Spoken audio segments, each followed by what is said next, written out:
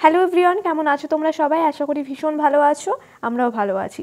তো ওই যে সকালবেলা বাপ্পিকে ওষুধ দিতে হয় 6টার সময়, তাই 5:30টার সময় ঘুম থেকে উঠে গেছে। উঠে এই যে রান্নাঘরে চলে এসেছি চা বানানোর জন্য, কারণ চা খাওয়ার আগে কিছু ওষুধ আছে আর সকালবেলা তাই সকালবেলা উঠে ফার্স্টে হলো এই যে চা বানিয়ে দিচ্ছি।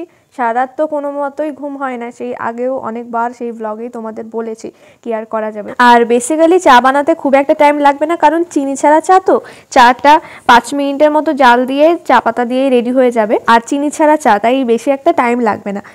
চিনি ছাড়া চা খেতে বাপ্পি একদম ভালোবাসে না, চা খেতে পাচ্ছিল না, সেই কারণে দাদাভাইকে বলেছিলাম যে সুগার ফ্রি যেইগুলো আছে, মানে চিনির মতোই মিষ্টি, তো সেগুলো নিয়ে এসেছিল। আর ওইগুলো যা মিষ্টি বাবা, আমিও আজকে খেয়ে দেখেছিলাম বাপ্পির সাথে, বলেছিলাম যে আমিও আজকে খাবো। তো এই যে আমিও চা করে নিয়েছি আর আমিও চা খাবো, কারণ সারা রাত জাগার পর আজকে প্রচণ্ড মাথা ধরেছে, সেই কারণে আমি বাপ্পির সাথে চা খেয়ে নিচ্ছি। আমি মোটামুটি চিনি ছাড়া চা খেতে ভালোবাসি, মানে চা যেমনই হোক না কেন আমার চলবে, সমস্যা হবে না, কারণ চা খেতে আমি ভালোবাসি, তোমরা তো জানোই। বাট বাপ্পি হলো চিনি ছাড়া একদমই চা খেতে পারছিল না। প্রথম 2-3 দিন দেওয়া হয়েছিল, তারপর থেকে মানে বলছিল যে সুগার ফ্রি যেগুলো পাওয়া যায় এনে দাও, কারণ চিনি ছাড়া একদমই খেতে পারে না, অভ্যাস নেই। তাই ওই সুগার ফ্রিগুলো নিয়ে আসা হয়েছিল, সেইগুলো দিয়েই বাপ্পি চা খাচ্ছিল। তো দেখো এদিকে আমার চা কাপ কমপ্লিট হয়ে গেছে, এখন চলে যাব বাপ্পির ঘরে, কারণ 6:10 বেজে গেছে, 6:30টার মধ্যে হলো ওষুধ খেতে হবে। তো এই যে আমি ওই কী যেন বলে ওইটাকে, সুগার ফ্রি, ওইগুলো দিয়ে দিয়েছি। তো এটা হলো আমার কাপ, তো আমি খেয়ে দেখবো, মানে আজকে রিভিউ দেবো যে এটা খেতে কেমন। আমি হলো ফার্স্টে ভেবেছি যে কেমন হবে খেতে, তো বাপ্পির কাছে আগে জিজ্ঞাসা করতাম, তো বাপ্পি বলতো যে পুরো চিনির মতো দেখবে, যে জিনিসটা হলো সবসময় টিভিতে দেখেছি বা খাওয়া হয়নি।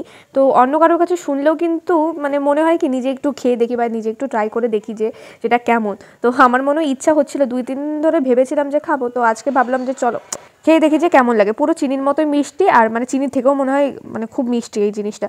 তো যাই হোক, এই যে আমি হলো বিস্কুট দিয়েই খাচ্ছি, কারণ সারা রাত জাগার পর আমার প্রচণ্ড খিদে পেয়ে গেছিলো। আমার খাওয়া দাওয়া কমপ্লিট হয়ে গেলেও বাপ্পির খাওয়া দাওয়া কমপ্লিট হয়নি, তো সেই কারণে আমি চাটা খেয়ে একটু মানে শুয়েছিলাম আর কি। সারা রাত ঘুম হয়নি, কী বলবো। আর দেখো আমার চোখ মুখের অবস্থা খুবই জঘন্য হয়ে গেছে। তো বাপ্পিরও চা খাওয়া কমপ্লিট হয়ে গেছে, এবার আসবে হলো ওষুধের পালা। বাপ্পিকে এখন ওষুধ খাওয়াতে হবে। সকাল 6টায় ওষুধ আছে, 8টায় ওষুধ আছে, 10টায় ওষুধ আছে, মানে এই ওষুধের পেছনেই মনে হয় টাইম চলে যায়। আর অনেকগুলো ওষুধ তো, আর টাইম পুরো ডাক্তার মানে দেখিয়ে দিয়েছে, টাইম মতো ওষুধ না দিলে সবই গোলমেল হয়ে যায়। দুজন মানুষের রীতিমতো এই ওষুধের পেছনেই দৌড়াতে হবে, না হলে টাইম চলে যাবে কিন্তু ওষুধ খাওয়ানো আর হবে না। তো বাপ্পিকে সকালের ওষুধ খাওয়ানোর পর আমি হলো ঘুমিয়ে গেছিলাম। তো একবারে দেখা হচ্ছে তোমাদের সাথে আবার এই সন্ধ্যাবেলা। সারাদিন আর টাইম পাইনি। তো পিঙ্কি এসেছিলো আমাদের বাড়ি, আর ওইদিকে আমি কথা বলছিলাম আর এইদিকেও ভিডিও করছিল। তো বাড়িতে এসেছিলো হলো মেজদি শ্বশুর শাশুড়ি, তো নিয়ে এসেছিলো এই যে হলো সিঙ্গারা, তাই হলো সিঙ্গারা খাচ্ছিলাম। আর তৌসিনী এইদিকে চকোস খাচ্ছিল, তো আমার একটু মনে হলো যে আমিও একটু খাই, কারণ অনেক দিন আগে খেয়েছিলাম, এগুলো খুব একটা ভালো লাগে না আমার খেতে, তাই অল্প একটু দুধ নিয়ে তার মধ্যে কটা চকোস ভিজিয়ে খাচ্ছি। তো ফার্স্টেও বলছে কি হ্যাঁ হেব্বি খেতে, দারুণ লাগছে খেতে। তো আমিও নিয়ে নিয়েছি, কিন্তু আমার খুব একটা ভালো লাগেনি, খুবই জঘন্য লেগেছে। তো আমি ভাবলাম যে খেয়েই ভুল করলাম আর কি, কারণ পরে আমার মানে বমি হয়েছে অনেকটা। তো গাইস আজকের ভিডিওটা এখানেই শেষ করছি। ভালো থেকো, সুস্থ থেকো, দেখা হচ্ছে আবার নেক্সট ব্লগে। ততক্ষণে তোমরা আমার চ্যানেলটি সাবস্ক্রাইব করে দিও, আর যদি ফেসবুক থেকে দেখে থাকো তাহলে ফলো করে দিও, কারণ তোমাদের সাপোর্ট ছাড়া কিন্তু কোনোভাবেই আমি এগোতে পারবো না। আর যারা ভিডিওটা দেখছো অবশ্যই কিন্তু শেয়ার করবে। তো টাটা, ভালো থেকো, সুস্থ থেকো।